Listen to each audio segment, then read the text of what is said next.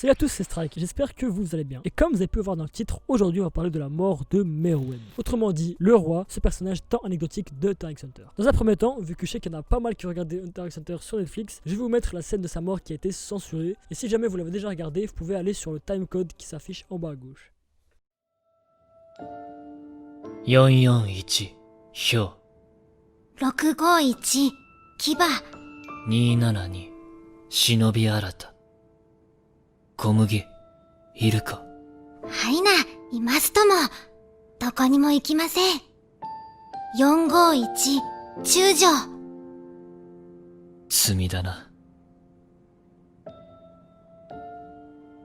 小麦いるかはいはい、いますとも。さあもう一曲、負けた方からですよ。は小麦いはい、何ですか？結局要はお前に一度も勝てなかったな。何をおっしゃいますやら。勝負はこれからですよ。そうだな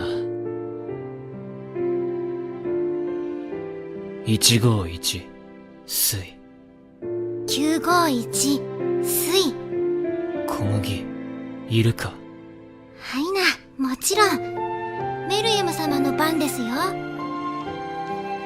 少しだけ疲れた。ほんの少し眠るからこのまま手を握っていてくれるか。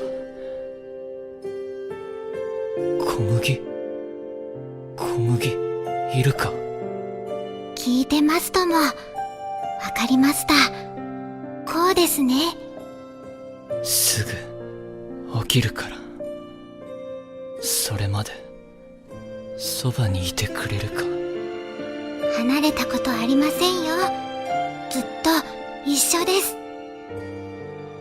小麦はいはい。何ですか？ありがとう。こちらこそ。最後にはい。名前を呼んでくれないか。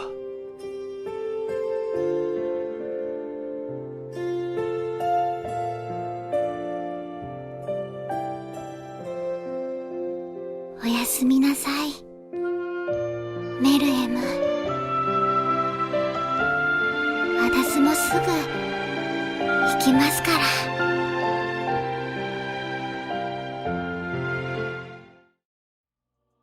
Tout d'abord, étant donné que c'est une scène phare de l'anime, il est nécessaire de comprendre ce qui se passe vraiment. Il faut donc se recontextualiser et savoir que Meruem est conscient qu'il ne lui reste plus beaucoup de temps à vivre car il a été contaminé par la rose de Netero. À cet instant précis, il s'est précipité vers Komugi pour pouvoir passer ses derniers instants avec elle. Et même si les positions de pion qu'ils énoncent ont l'air anodines, ils ont une réelle signification. Il faut revenir un peu plus tôt de l'anime et se rappeler que Komugi a créé une technique nommée Kokoriko qui consiste au Gongi à isoler le roi. On peut donc directement faire un lien entre cette technique et l'offensive des Hunters sur le palais car leur objectif était d'isoler le roi de sa garde rapprochée. Cependant, Komugi crée une façon de déjouer sa propre technique et cela consiste en isolant le roi mais en lui laissant un peu plus de temps de vie. On peut donc faire une nouvelle fois un lien entre l'attaque des Hunters et cette technique car Meruem réussit à survivre à la rose de Netero mais est contaminé par cette dernière et ce poison le consume peu à peu. Le roi a eu un délai de vie supplémentaire mais finit par mourir dans les bras de Komugi. Et cette dernière finit également par mourir contaminée par le poison qui était en Meruem.